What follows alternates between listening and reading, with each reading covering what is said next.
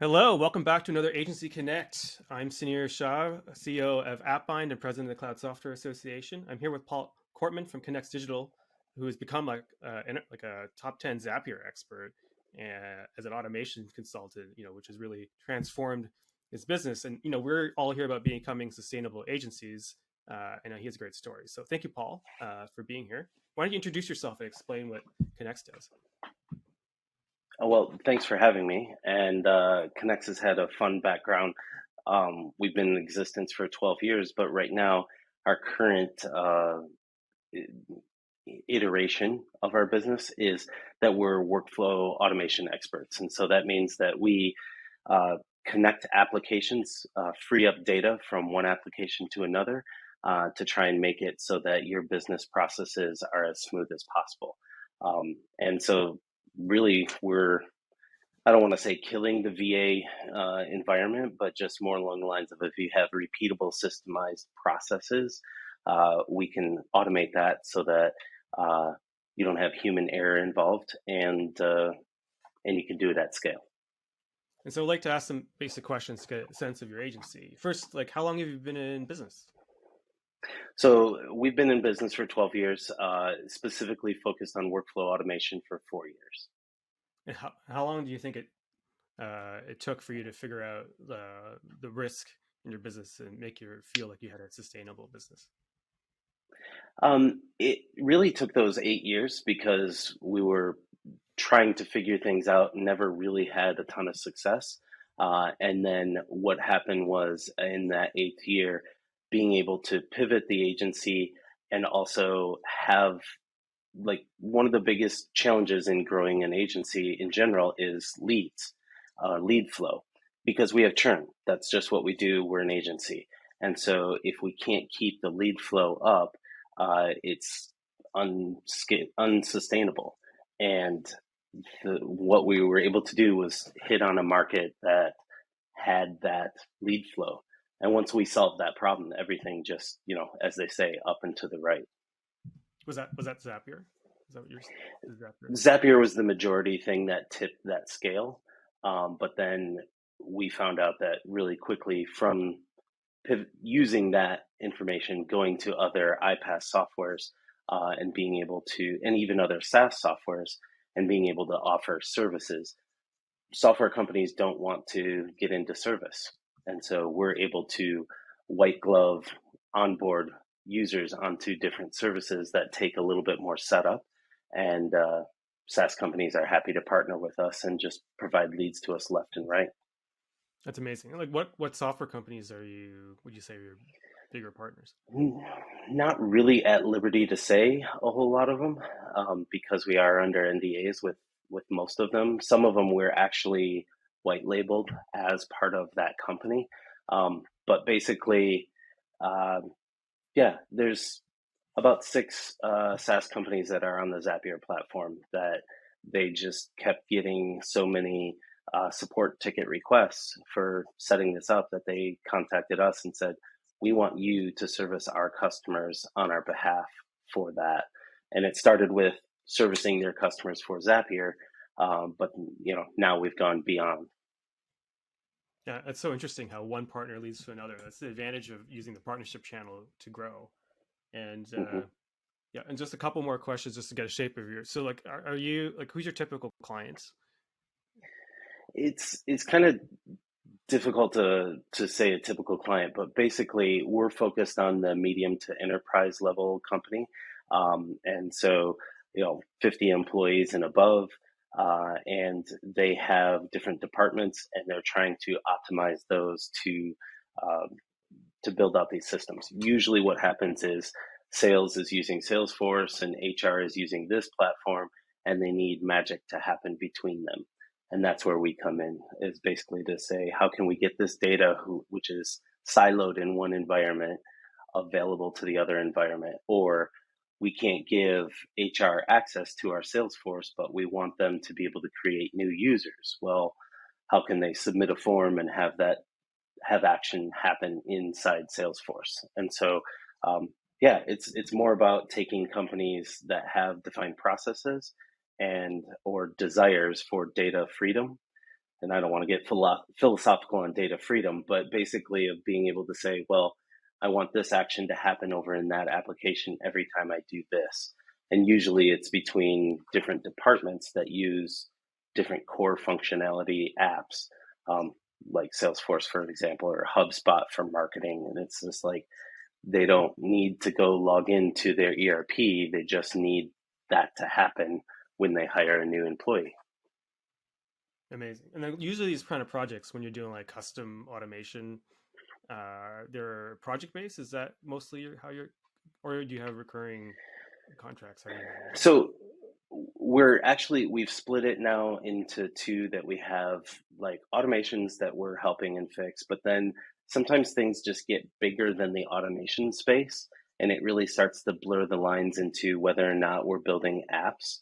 Hmm. Because if you start to look at it, automation, well, apps, low code apps, there's still that, I forget what it's called, model view controller functionality that, Zapier and other iPaaS softwares are the translator tool between, there's a database and then there's the display of the data or the functionality of the data. And so what happens is you start in that iPaaS area, that Zapier area, and then, Mm.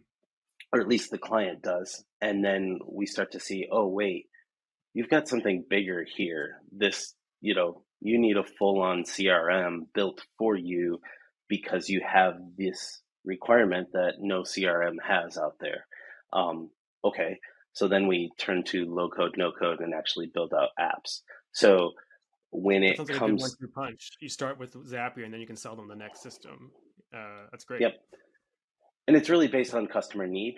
So like they come to us and we say, oh, listen, you're going down the wrong direction. Yeah, Zapier does connect these two apps, but for the complication for what you're looking for, you'd be much better served by this. And so for us, it's always customer focused and trying to solve the problem instead of shoving them into what we know. It's trying to say, well, what's the best tool for that problem and how can we fix that for you? And and it's like like what we're really trying to get to on this podcast is like how do you get sustainable margins? And so how would you say, because like these kind of projects, stars like the initial ones could be like anything, because like it's Zapier line, you can do anything with Zapier, it's amazing. Mhm. So it's kind of maybe hard to predict what the work would do, and then you have these other sustainable projects maybe. So where do you find the margins? Like how did you find that, uh, figure that out for your agency?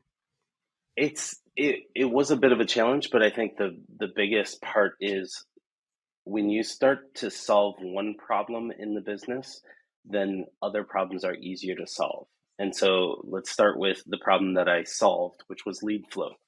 Um, that means that if you have too many leads coming in and you're a solopreneur just servicing users or clients, well, then you can crank your billable hours, or your bill hourly expense, Right, yeah. you can crank up how much you charge per hour to, almost four figures. And because the demand is there, you can decrease your supply and be able to charge that higher rate. So some of my competitors, friends in the experts community have gone that route. And so watching that, I've been able to say, hey, what can I do to build an agency here, increase our rates just a little bit, but then also basically build in a 50% overhead so that I have an account team, I have a sales team, I have a manager who takes care of all of the nitty gritty, and then we have our engineers who are just churning out billable hours. So, in the agency world, it's a true agency model of where we have the overhead and then we have our profitable employees. And we've got it broken down to 50-50, that for every profitable employee, 1 hour they spend, we have 1 hour for an account employee to spend on that. And what that does is that makes it super high touch for our clients. They're really well taken care of. And so, yeah, it was a matter of being able to get those numbers right, where I found that, and I don't want my clients to know that it's 50% margin, because it's, I tell them we only charge them for our engineering time, but really in the models, it's like, okay, well, for every engineer hour, I'm putting an account hour on this so that we have super successful projects and happy clients throughout the day. That's funny. I think every client knows that you're paying people. Sometimes they don't want to know actually how much. We have this It's crazy. recurring Yeah. yeah. It's like you buy a car, you know they're making money, but you don't want to know how much. We have Right. this recurring mantra, or it's a new one. We have a bunch of mantras on this podcast as we're learning what makes a sustainable agency. But a good agency you want to get to the point where you're turning 20% of your clients away at least, Mm-hmm. because that gives you margin up and down turns in the market. Do you know what the percentage of clients you turn away now is? I don't, but I know that we only close about 20% of the deals that approach us. So I don't know that we turn away 80%. We just, 80% aren't a good fit or get turned away. Um, so sometimes people come to us looking for solutions that are impossible at this current stage because some software companies out there don't have APIs and they don't allow for data freedom. And there's absolutely nothing we can do. Or the solution is too expensive. So they'd rather just hire a VA to make that happen instead of paying, you know, $1,000 a month for UiPath or something like that. So we really only close 20% of the deals that even, make it to our CRM. That's interesting. All right, so like the point of this podcast, thank you for that, because that gives I think a grounding for what we're gonna really get into. It's like the point of this podcast is a scalability trap that agencies are in. Like you sell labor, you have to, always find new clients, and the more clients you have, the more labor you have, and the more payroll you have, the more labor you have. But it sounds like you have found the way of the trap is that it's basically lead flow. Is that like the way you've de-risked the agency, right? And Yeah. that came from not just Zapier, but it sounds like Zapier Well, was the beachhead, right? all, yeah, all success in life is hard work and luck. Hard work and what's the other word? Can't think of it, but a serendipity. So all success in life is hard work and serendipity. You show up and you work and you work, and then sometimes you get that stroke of luck. Not every time. So just because a agency can't scale or a model isn't working doesn't mean you didn't work hard enough. Or it also doesn't mean that you're not lucky enough. Maybe you were working in the wrong direction. But every now and then something happens and you get that timing of hard work and serendipity. And you can't do it without hard work. You can't do it without serendipity. And our serendipity is that we were number one in the Zapier Experts program as it was being built. And we got, the phone rang 5 to 10 times a day. And for four people trying to build an agency, trying to service customers, having 5 new leads every day, you imagine, most agencies churn is it's just a natural thing in the service industry. Churn. People come, they leave, etc. There's no one has solved that and made that perfect. So what can you do? Well, if you can solve the lead flow, that you have sustainable lead flow instead of this feast and famine situation that a lot of agencies run into, we had that, and some of that was serendipity. But now leveraging that and saying, okay, now what can we do to maintain that? What can we do to grow that and expand that? And we've worked with Zapier on both of those. We've also gone outside of Zapier to some of its competitors. Granted, they know that, but also to the SaaS partners that are on the Zapier platform or other platforms, and where we offer our services up. And because we have the luxury of multiple years experience, but also we've got this lead flow coming in. We're not scared. We're not really concerned. I have the luxury of investing money into a sales team, a sales, staff, and being able to say, go try this, go chase this down, go give this a try, see what happens. And we found some successful tactics and we've found some really unsuccessful tactics. And so what that does is having that stable base, having that problem solved of lead flow, you can experiment. And in the experimenting is what we've done to grow the business. I mean, I think that's right. I mean, this is the whole thing about. I mean, turning 20% away just means that you've somehow built this lead flow exceeding your client churn, which is a really, if you think of an agency as a snake, you want to have more food coming in than out. I mean, that's basically the way to grow as a snake, right? It's not that complicated. But so tell me that the story. Like you say, you happen to be right place at the right time, but I don't. In their pre-interview, you were like, it wasn't like, oh, I want to be a Zapier expert. That's my goal in life. You didn't wake up as a 12-year-old, one day and then say that's my goal in life. You were doing something else. Yeah. And then it just happened to be that you were there to be a Zapier expert. So like, how did you get on Zapier's radar in the first place? Yeah, so my personal career life has so many twists and turns. I've always wanted to run a business, had no idea what it would be, and ended up in its first iteration being a digital marketing agency focused on social media to grow your search presence. Like, man, I did not know what I was doing, but people were paying me money to do it, so it worked out great. But then, fast forward a few years, a couple of iterations, and we were doing link building. So we were generating articles, getting links, and and managing all of this. Well, you have to do that at scale. We were sending out 10 to 15,000 emails every day. So how do we do that? How do we not spam people? We did have a platform for that, but we needed to then track that because that platform wasn't built around our model. And so how do we track that for each article? Which article has hit 10 links? Which article has subpar links? Which article isn't working? And when you have 20, 30, 40 articles going, it just started to get really complex and beyond the ability for a human to manage it. So what we ended up doing was using Zapier ourselves to connect these platforms to have it so that basically Trello, we use Trello as kind of our source of truth to say, here's an article, here's where it's moving through its different stages. And then, as links were acquired, as content was written, activity would happen inside Trello thanks to Zapier. And so um, it was kept all up to date and our clients could see it and be notified of when they got to certain levels. And so what happened was, in order to do that back in the day, 4 years ago, Zapier didn't have as much functionality as it does today.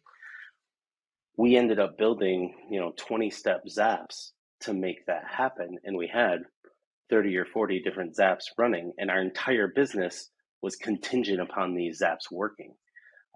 Well, somehow Zapier got, our number. They drew it out of a hat because they do these user interviews. And the person who was doing this user interview with me was like, "Hey, Paul," because I shared my screen, showed some of the zaps that we built. And he's like, "I've never seen a zap that complex before. You should go interview for this experts program that was just started last week. There's 2 people in it." Um, and so I went over there, talked to another guy, and I took the test and passed it without even studying. So like and that was 4 years ago when Zapier was still relatively new um, and growing. And so then we started the experts program, and basically, and that's how those leads started coming to us. So by using Zapier ourselves, eating your own dog food, as it were. And then Zapier saying, well, would you be open to having customers? Would you be open to helping some of our users? And being in the service industry and saying yes, you know, it was hard work at first. We didn't make money. But then after the first year, the bookkeeper accountant came to me and said, "Hey, Paul, you have 2 lines of service. One is making 90% of your revenue, and the other is costing 90% of your salaries, your expenses." And so it was a very like aha moment of this is profitable and that is not. And so we pivoted. Yeah, it's by the way, one of the things that I realize is how many agencies never have someone review the finances with them. We have a really great podcast with Grazia Media, who she was like, talk to your CFO every quarter, and this is the reason why. It's so Mm-hmm. easy to get lost in like the this treadmill of looking for clients and then servicing them that you never realize where the margins are coming and where the costs are But I also was laughing that hearing. I would love to hear Wade's reaction. He's 9 years into the business, and you're like, Zapier's still starting. 4 years ago. That's how it feels every time. Oh my Well, god. I mean, look at it this way. In the last 4 years, Zapier went from barely 100 employees to now they have 600. So, like, Yeah. the growth that they've experienced in the last 4 to 5 years is insane compared to the growth they had their first 4 years. So, I I Yeah. think Wade would still agree with that. Like, he still sees them as growing. It's just, you know, at what point did Zapier arrive? At what point did it become a household name? Well, I wear Zapier swag all around. People still have no idea what it is. Well, it's like every business, even your business, you said it took 8 years to figure out. It's just like I think a lot of people listening to this, I like this because it's hilarious every time it comes up. If you're an entrepreneur, it takes time, but if you, like you say, if you stick with it, hard work, and you hang in there, serendipity will eventually lift you up. Although I will say, last podcast we did, the serendipitous event was the client won the Super Bowl. So I mean, maybe the messages are you just need to win the Super Bowl. Yeah. Well, But our like you're doing we have an NFL client right now, and so yeah, we'll see if next February they make it into the Super Bowl. that's good. That's good. So like so you didn't just stop with Zapier. Like you mentioned this early in your interview, but now that you established yourself with Zapier, then you started meeting other companies who had the same needs. So tell us a little bit about how you've grown through like Well, partnerships are great because it's like a spider, right? You just grow from one relationship to another. yeah, and really what has happened is I've I'm in a really good mastermind group. Let's just be honest here. These are not all my own ideas. I do have smarter people behind me who give me good ideas and help me uh, strategize, if that's a word. But um, one of the things is, listen, all of my leads, all of everything is coming from Zapier. I have all my eggs in one basket. And so while I may have quote unquote solved that lead flow problem, in my mind, I didn't. Because if Zapier turns that valve off, I'm dead. I have no business. And so it was how do I diversify so that if that valve ever got shut off, I think of Amazon FBA folks, like when Amazon decides, oh, I'm just going to make your product and charge half price for it. Uh, you just got shut down. Um, Not that Zapier was going to do that, but it's happened before. Who am I to say it's not going to happen to me? So what I did was just start poking around of like, okay, what else is there? What else is going on?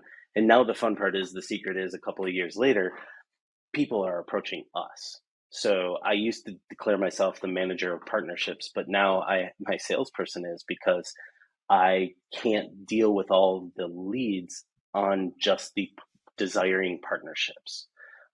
Because every partnership you establish brings in multiple leads every week. And so if you establish good ones, you're good. And then there's other people who have the bad view of partnerships. Now, I want to be real clear for those who are listening. Some people think partnerships is affiliate relationships. And that is, we turn down those situations because we don't we don't want our recommendations to our clients to be tainted by I'm going to make a profit off of this. We want to choose and recommend the correct tool for the job. And that those recommendations have shifted over the course of time. But then when that tool that we've been recommending for a while decides to build an experts program or decides, hey, Connex, you guys have been working on a lot of our clients. We've seen it in the support requests, et cetera.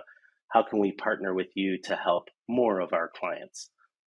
That's when we pay attention. And that's when basically what we're looking for is that sweet spot of a SaaS company that doesn't want to service clients, that doesn't want to do service work, but wants to focus on their product.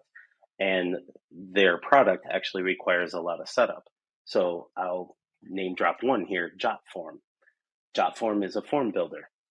We're happen to be partners with 3 different form builders. I personally like Jotform, and so I recommend Jotform because it's easy, etc.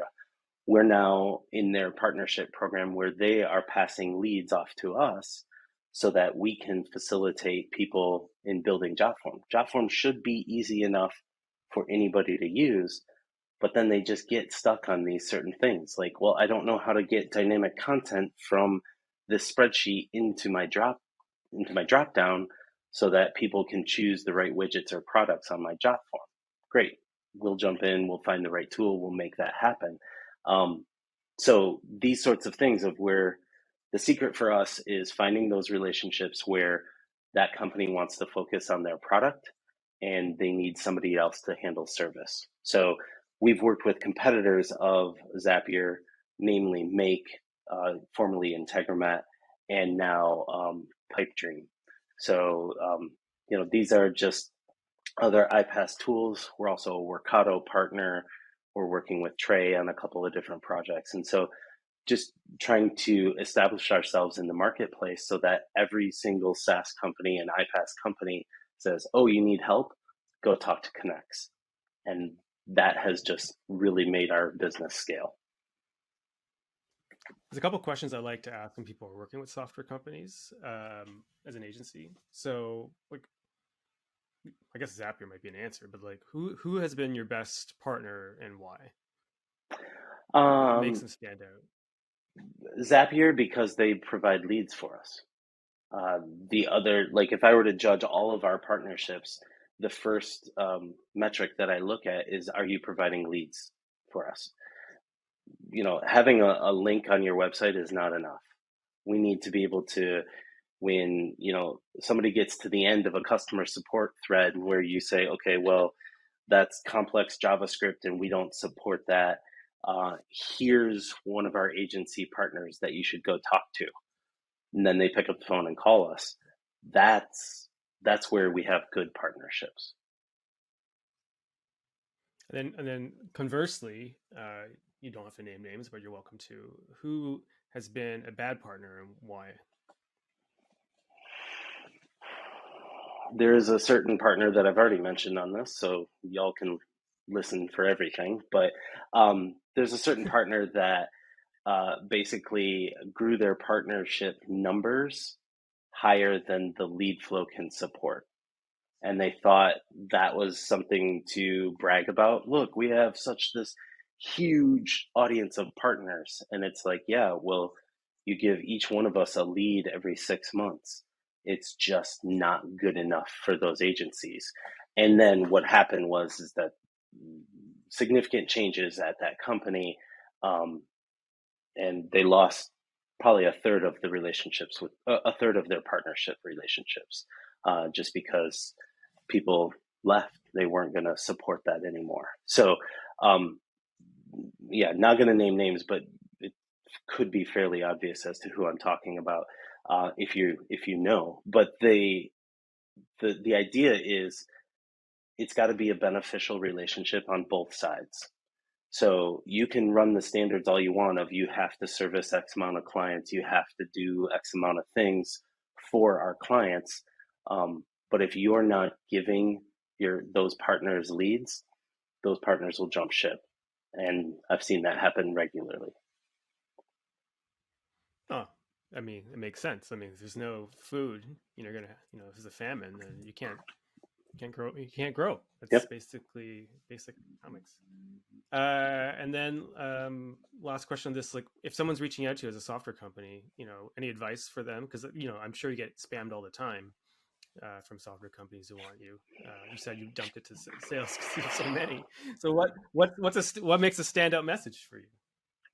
A standout message is where they're like, if they were to listen to this podcast, like, I'll give you the hint. Here's the secret sauce. Say, hey, Paul, we're not interested in an affiliate relationship at all.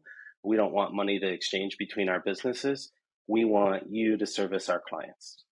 If they say that, then it's like, all right, let's get on the phone tomorrow or even today, because that's what speaks to me. And guess what? The more we'll go with that plumber analogy. So the SaaS company, generally they sell pipes, right? And we're a plumber. If a person can't install the pipes themselves, if they can't figure out how to use it, they're not going to use it. And you're not going to get your recurring revenue, SaaS company. You're not going to sell pipes. However, if you have an implementer a service provider come in, a plumber, and install those pipes, set it up, then that allows the customer to dream bigger and say, what about this? And what about this? So with every SaaS partner that we work with, we end up moving their low tier users to their higher paying tier pricing and building in stickiness, because we build an entire system for this user that's reliant upon that SaaS software. So it's good for everyone, but it's the matter of the sales pitch to me is leads. How many leads are you going to bring us? And the sales pitch back to that SaaS company is, we're going to take those leads and convert them from the freemium to a paid subscription, and from a paid subscription to your enterprise level subscription. That's just what we do. Yeah, it's 100%. By the way, you win the award for the first person to bring up the plumber analogy on the podcast before I did. So. You tipped me off to it, so I'm not going to take all of that. Serendipity, we'll call it that. Yeah. Yeah, I like to think that I'm building a cult following, but not really. It works. All right, Paul, thank you so much. How do people find you and Connex Digital? Where can they get you on the internet? So as a former social media company, we're really lame on social media. The best place to get to us is connex.digital, and Connex is Connex. And what we do is we connect people and data. We connect data across different platforms. So Connex.digital. And that's the best place to find us. Reach out over email. I am Paul at Connex.digital. I do answer my own emails. Feel free to reach out. I'm old school, as they say now, because I don't do the socials for business purposes. But that's what I got. That's too bad, because we're going to close with a TikTok dance as a tradition. No, we're not going to do that. Well, my kids try to teach me TikTok dances, so we'll see how that goes. But yeah. It took me 3 months to learn the floss, and I'm like, okay, I'm done. I can't, no. I do that just to piss my kids off. Thank you so much, Paul. Yeah. Yeah, of course. You have to embarrass them. It is your right as their father. It's in the job description. So it's a duty, in fact. Yes. Thank you so much for doing this. I really appreciate it. Likewise. Right. Thanks for having me.